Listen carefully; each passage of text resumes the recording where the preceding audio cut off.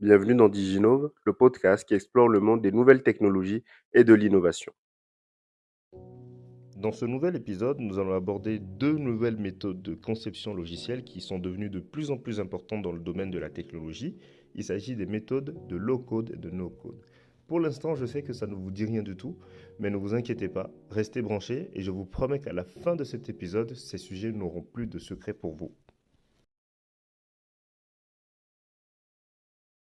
Depuis des décennies, les entreprises ont seulement eu deux possibilités pour se lancer dans le développement d'applications.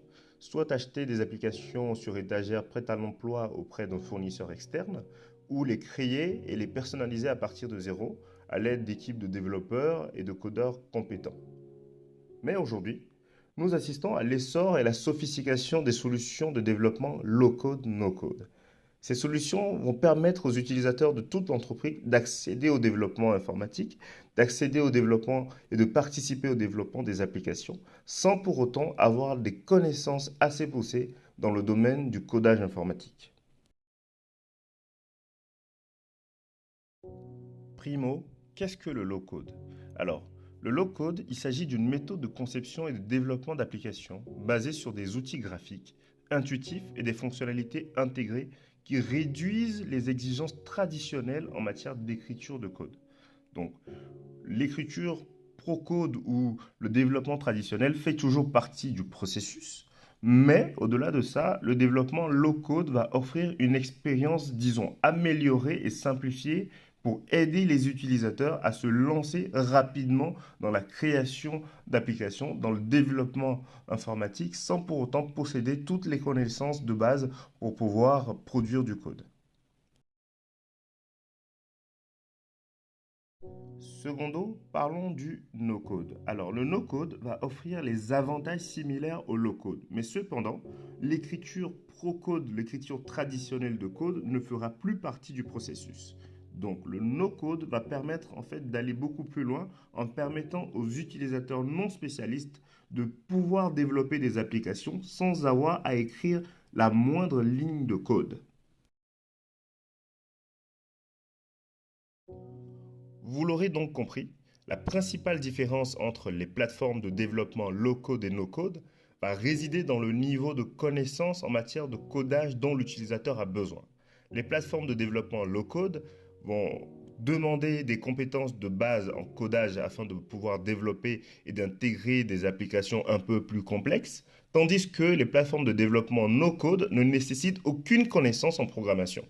Puisque la plupart des entreprises disposent d'un large éventail de compétences techniques au sein de leur personnel, de nombreuses plateformes aujourd'hui ont décidé de se lancer dans ces outils low-code, no-code. Comment ces outils fonctionnent concrètement?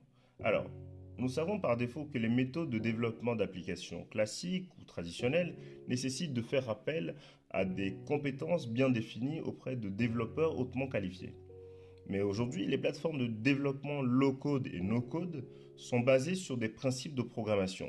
Par exemple, on parle de conception modélisée ou encore de génération automatique de code par intelligence artificielle, par exemple, ou encore de programmation visuelle.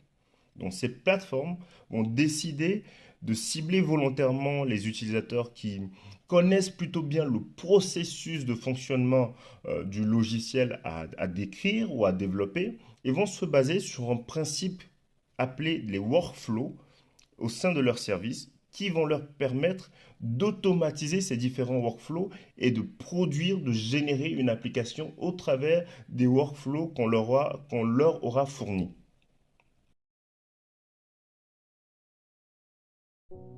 Allons un peu plus en détail en ce qui concerne les workflows. On peut définir un workflow comme une séquence d'activités ou une suite de tâches reliées entre elles qui sont réalisées pour atteindre un résultat particulier. Donc un workflow peut s'exécuter de manière séquentielle ou parallèle afin de répondre à des dépendances ou des besoins spécifiques.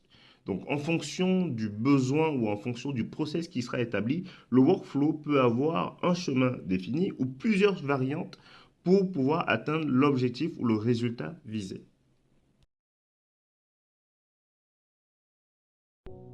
Vous l'aurez donc compris, les différents outils low-code et no-code vont favoriser l'automatisation rapide de ces différents workflows. Aujourd'hui, beaucoup d'entreprises ont décidé de s'adonner à ces outils. La SNCF a fait appel à Power Platform par exemple, afin d'accroître l'efficacité opérationnelle de ses 270 000 salariés. L'objectif était donc de développer la culture digitale dans l'entreprise en utilisant la technologie au service de l'employé. Bolloré, par exemple, Bolloré Transport et Logistique, a développé pour le Gabon une application de tracking en temps réel avec Power Platform. La start-up anglaise TreePoint a créé un simulateur pour calculer ses émissions de carbone, puis éventuellement les compenser en finançant des projets à impact en utilisant la plateforme Bubble. Et l'association à but non lucratif New Incentive collecte des dons afin de favoriser et accroître la vaccination infantile au Nigeria. Et ils ont décidé d'utiliser AppSheet, qui est une application Google.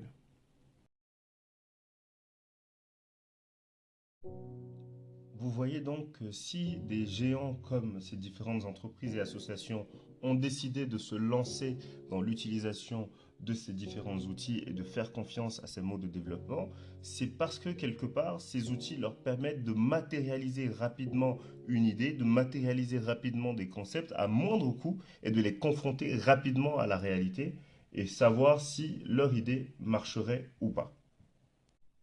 Pour aller au-delà de ça, voici quelques chiffres qui vous donneront surtout envie de découvrir peut-être un peu plus les technologies low-code et no-code.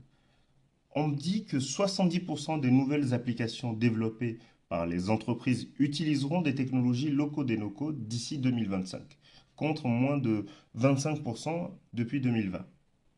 À 90% aujourd'hui, on pense que la réduction du temps du développement a été favorisée énormément par les solutions low-code, no-code.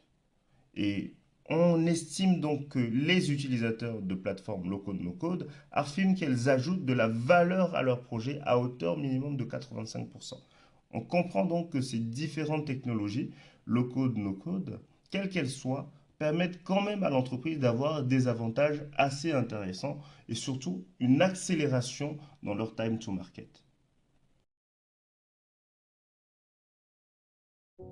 Alors maintenant, parlons des avantages des plateformes low-code, no-code. Voici donc 5 avantages assez intéressants de ces plateformes-là. On parle d'abord d'une utilisation simplifiée.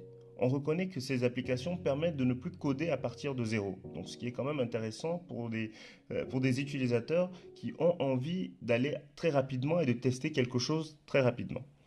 Secondo, dans le prolongement de ce que je viens de dire tout à l'heure, on parle d'un développement plus rapide. Les utilisateurs vont facilement utiliser des modèles, des templates d'applications déjà proposés par ces outils pour pouvoir aller plus vite et pouvoir faciliter l'intégration des exigences des utilisateurs et tester aussi rapidement. Tertio, on peut aussi parler des automatisations accrues. On l'a vu tout à l'heure avec ces systèmes de workflow. En définissant un certain nombre de règles de base pour la prise de décision à travers ces différents workflows, le système peut déjà intégrer ces workflows, les optimiser, les automatiser ensuite au travers d'intelligence artificielle, de machine learning et toutes les technologies qui peuvent s'en suivre afin de mettre en œuvre une application, un système d'information assez efficace. En 4, nous pourrons parler de la réduction des coûts. Le gain de temps est assez intéressant en ce qui concerne les plateformes low-code, no-code. Le gain de temps peut faire économiser des ressources précieuses, des ressources surtout financières. Donc ces plateformes ne permettent quand même de simplifier le travail en lui-même, mais aussi de réduire ces différents coûts à hauteur, en tout cas sur la base de la charge de travail qui pèse généralement sur les services informatiques. Et en dernier, on peut parler de l'intégration rapide des données. Donc, les différents workflows vont faciliter la collecte d'informations. Ces workflows, étant créés là où les informations sont collectées tout de suite, vont permettre de collecter, partager, traiter et stocker rapidement et facilement les données. Donc l'intégration de données est plus facile et plus flexible. Donc les outils low-code, no-code vont faciliter à l'utilisateur la recherche de ces données et la compréhension de ces données à travers ces différents modèles préécrits dans ces outils. Ce qui va permettre à ces différents utilisateurs d'identifier la source, la propriété de la source et de valider l'intégration de la donnée. Et je trouve que Au-delà de ça, l'outil est assez agile derrière.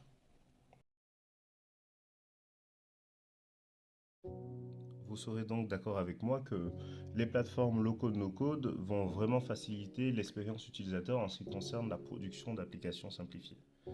Quelques plateformes qui pourraient peut-être vous donner envie de vous lancer, il y a Bubble, il y a Power Apps, il y a Zapier, il y a AppSheet, il y a Mendix, il y a Wix, qui sont ces différentes plateformes de low-code, no-code qui se sont démarquées de beaucoup de plateformes existantes sur le marché.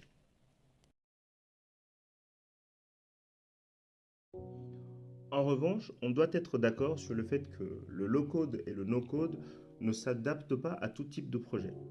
Des projets, par exemple, avec une personnalisation forte. Les modules qui sont utilisés dans des plateformes low-code, no-code sont des modules préconçus. Donc, elles sont limitées en termes d'utilisation et ne permettent pas une grande flexibilité dans le cadre d'une personnalisation avancée des logiciels. Ou encore, on peut parler de l'intégration dans des architectures, dans des systèmes d'information très complexes.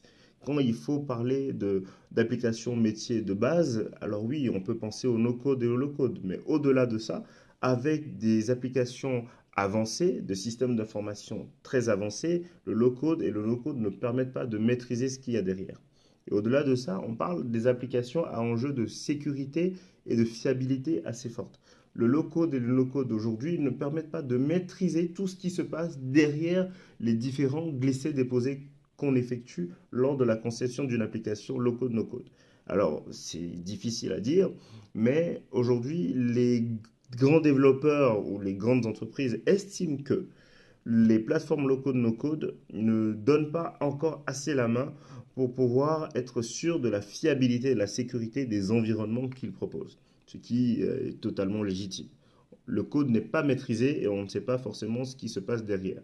Donc, un problème de plus en plus récurrent, quels que soient les différents services ou les outils employés finalement.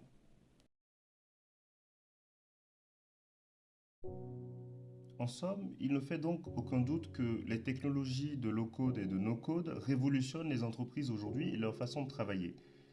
Elles donnent à ces entreprises l'avantage concurrentiel dont elles ont toujours eu besoin et permettent à ces entreprises de répondre à un certain niveau d'exigence aujourd'hui du marché de la transformation technologique et du développement logiciel. Mais au-delà de ça, je pense qu'il est important de se poser des questions, surtout de se poser les bonnes questions avant de se lancer dans l'aventure low-code, no-code. Comme par exemple, avant de se lancer dans un projet comme ça, il convient de se poser la question sur la pérennité des plateformes qu'on décide d'utiliser. Est-ce que c'est une plateforme qui va survivre dans le temps? De se poser les questions par rapport à vos données, par exemple. Comment est-ce que les données sont utilisées derrière cette plateforme? La capacité de monter en charge, par exemple. La disponibilité d'un service support en cas d'incident de cette plateforme-là pour ne pas perdre votre travail. Donc, posez un ensemble de questions, faites des analyses de risque, étudiez l'écosystème low-code, no-code avant de choisir même l'outil, la plateforme à utiliser avant de se lancer dans un projet pour un quelconque intérêt. C'était Sylvanus Ouweke. Merci d'avoir pris part encore à ce nouvel épisode. Je vous remercie encore d'être plus nombreux à me suivre. Partagez, likez, commentez et à bientôt. C'était donc Sylvanus Oubeke au micro de Diginove encore une fois. Nous espérons donc que ce nouvel épisode vous aura très intéressé et vous permettra de vous lancer dans la découverte de ces outils no-code, low-code et de vous potentiellement vous former avec. Merci encore d'être encore de plus nombreux à nous suivre et à bientôt dans de nouvelles aventures.